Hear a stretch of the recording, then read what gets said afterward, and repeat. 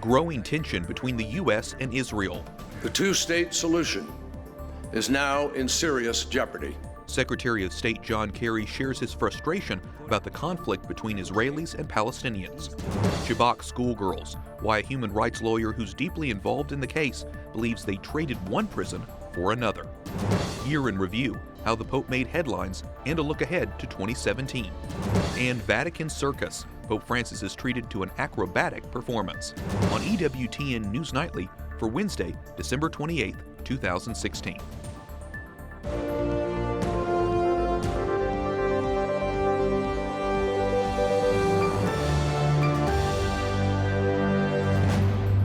Good evening from Washington, D.C., and thank you to those joining us from around the world. I'm Wyatt Goolsby in for Lauren Ashburn. Outgoing Secretary of State John Kerry delivers scathing remarks calling on Israel to agree to a two-state solution with Palestinians. Critics aren't convinced. Taking to the podium in what could be the last speech of his term, Kerry had harsh words for Israel, warning that their very future as a democracy is at stake. If the choice is one state, Israel can either be Jewish or democratic. It cannot be both, and it won't ever really be at peace. Israel's government was enraged after the U.S. failed to block a UN Security Council resolution deeming Israeli settlements in the West Bank and East Jerusalem a violation of international law. Spokesman for Israeli Prime Minister Benjamin Netanyahu, David Keyes, objected to that classification. I want your viewers just to capture what this resolution is doing and what it means and how much it pushes peace further away. Think about that Western Wall that everyone can picture. To call that wall occupied Palestinian territory is just a non-starter. It's absolutely outrageous. Keyes says the president of the Palestinian Authority, Mahmoud Abbas, has refused to meet Netanyahu for peace talks.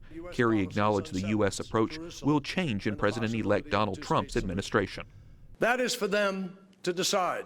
That's how we work. Trump tweeted ahead of Kerry's remarks, encouraging Israel to, quote, stay strong. And Netanyahu replied in kind, thanking Trump for his, quote, warm friendship and, quote, clear-cut support. In his own on-camera remarks, Netanyahu rejected Kerry's explanation and called his speech, quote, a deep disappointment. We're learning more about Donald Trump's decision-making process. Representative Chris Collins provides a glimpse into the inner workings of his upcoming administration. He thrives on bringing in a group of experts, 8, 10, or 12, letting them debate the issues while he sits fairly quietly. He takes notes. He certainly probes where appropriate. And when he's done listening to different opinions, different nuances, Donald Trump then makes the decision.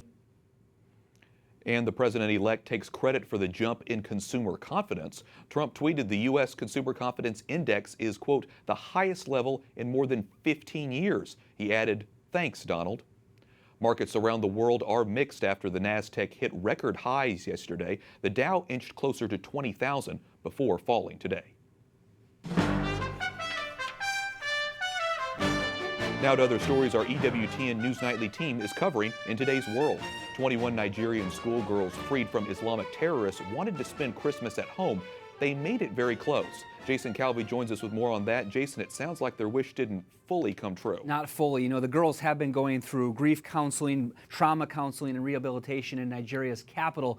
Boko Haram kidnapped them from school back in 2014. The abduction made international headlines and inspired the plea, bring back our girls, but their journey back home is not yet finished.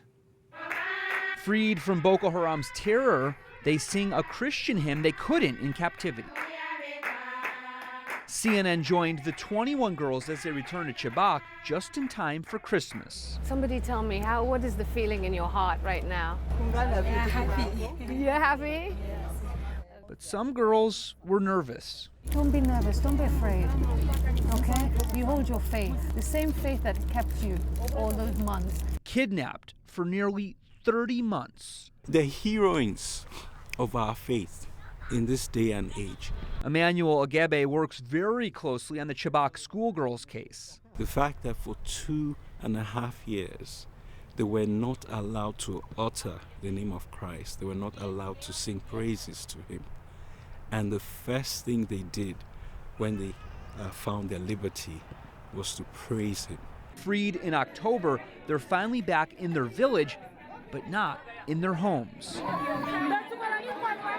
Parents don't understand why the kids had to stay under guard at a politician's home when they wanted to return to their church for Christmas. They've exchanged one prison for another. He says it's time for them to be truly free. When those girls were in the terrorist forest, what they visualized was their parents, their siblings, their church, their village.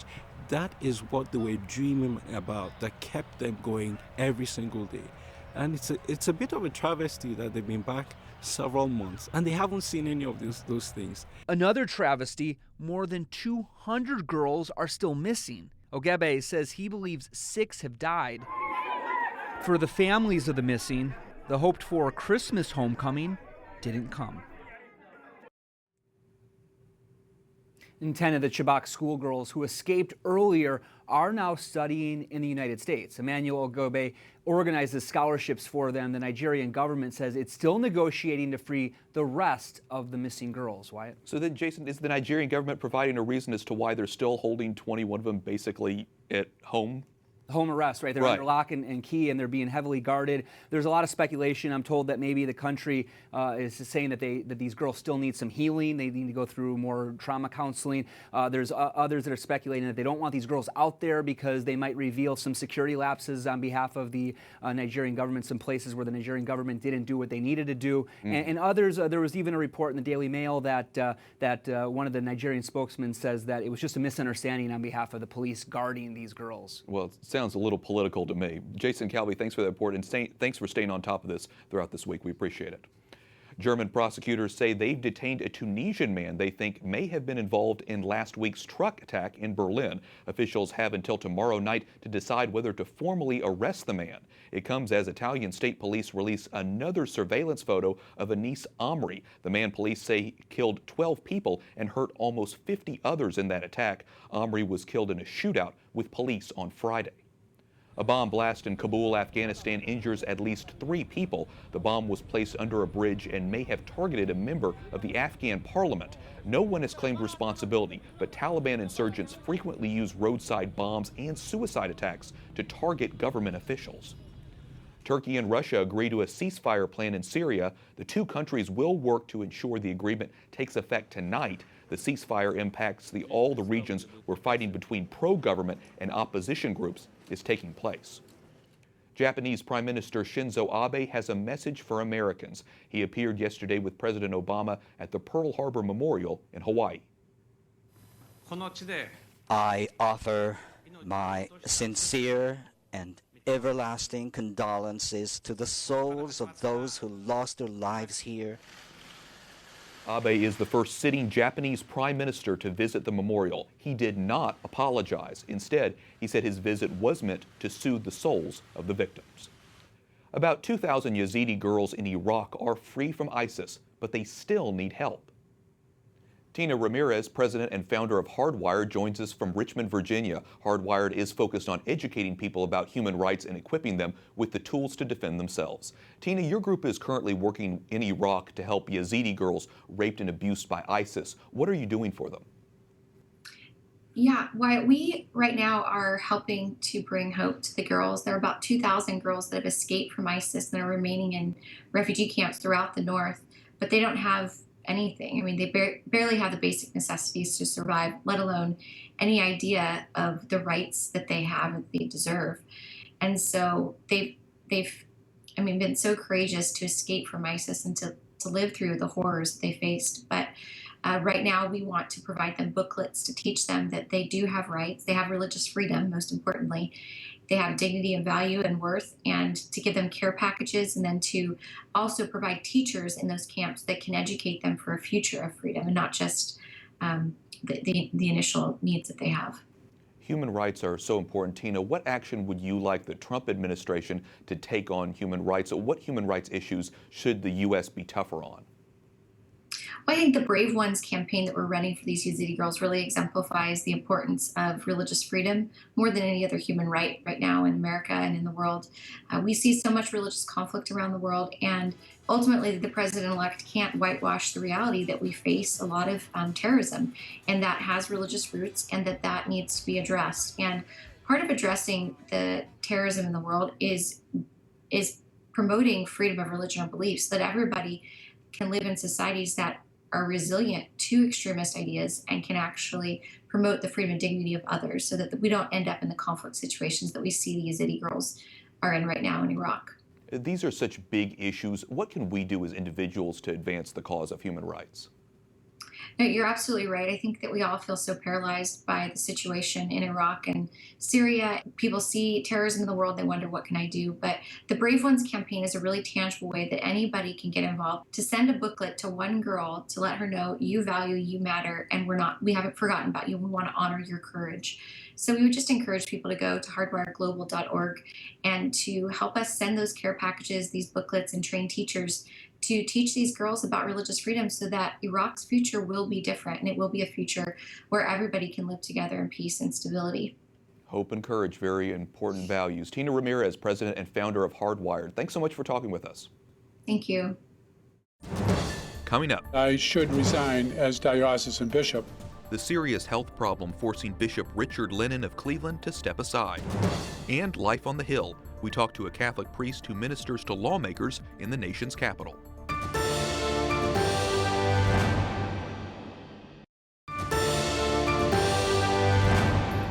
A voice was heard in Ramah, sobbing in loud lamentation, Rachel weeping for her children, and she would not be consoled since they were no more.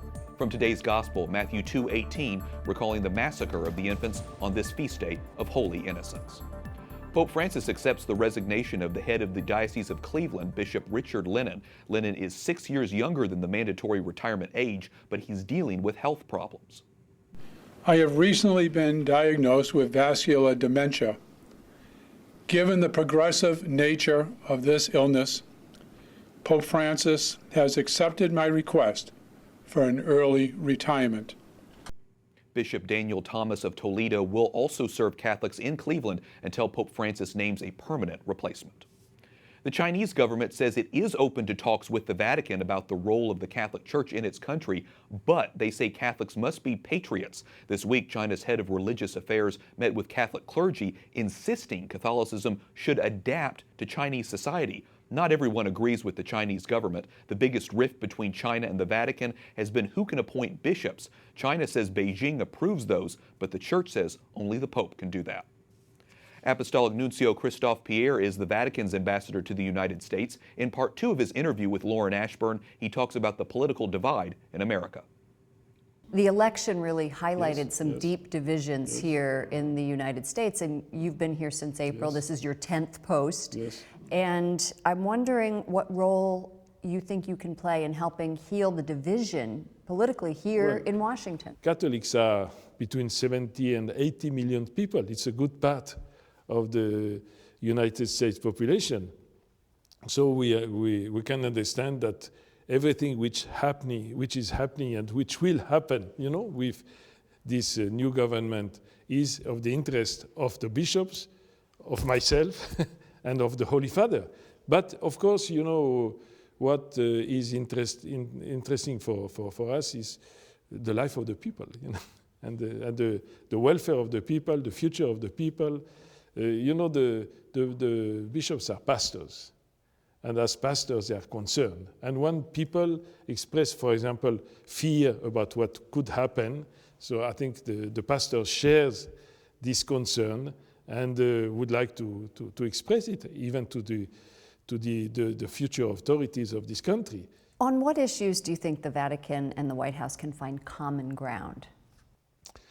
Well, the people.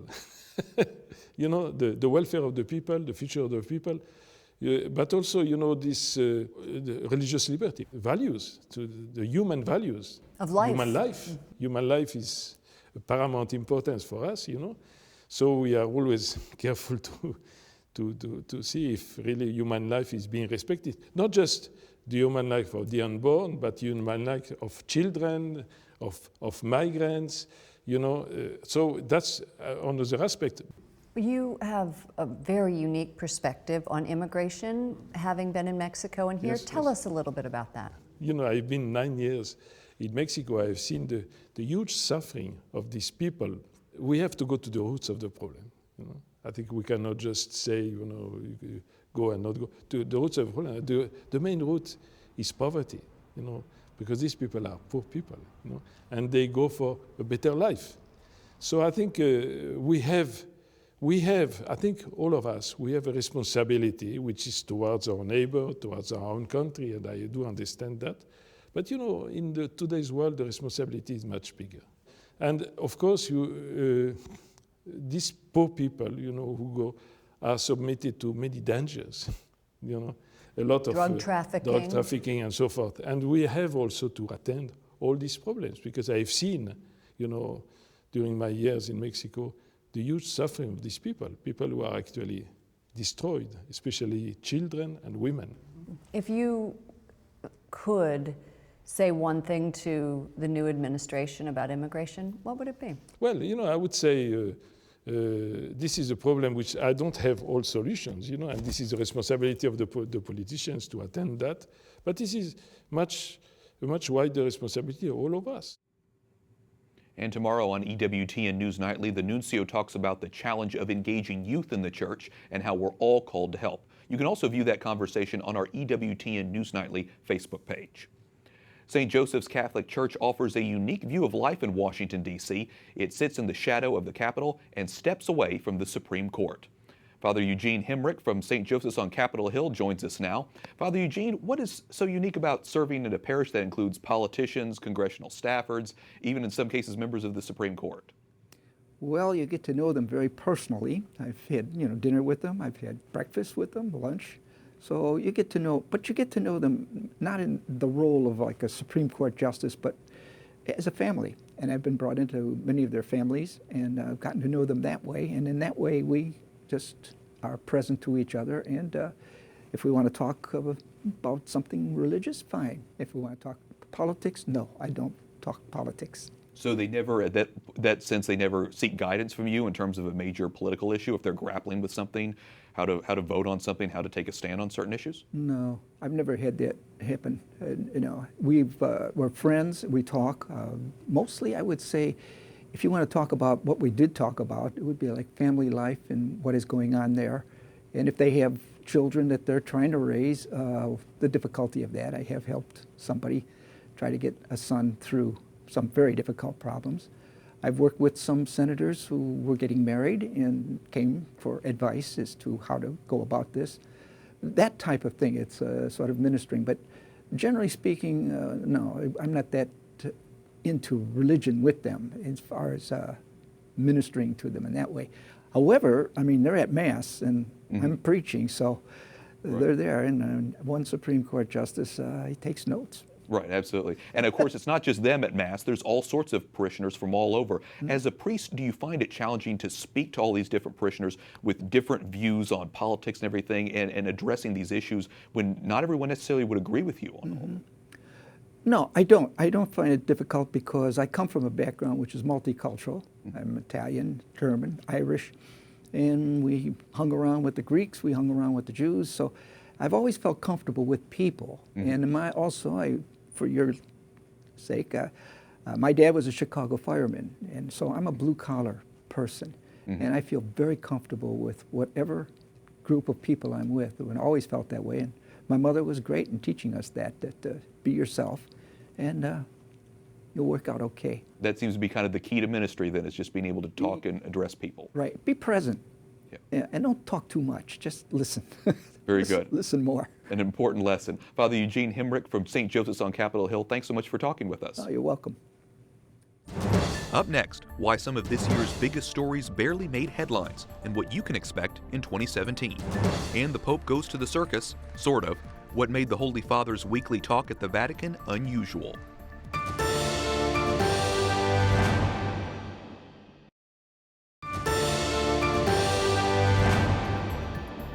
To our dear viewers and followers of EWTN, This is the Archbishop of Manila, Cardinal Luis Antonio Tagle, wishing you not only a merry, happy Christmas, but most especially a meaningful and blessed encounter with the Lord. Special greetings and blessings to you from the Archbishop of Manila. Pope Francis made headlines in 2016, but not every story was widely reported.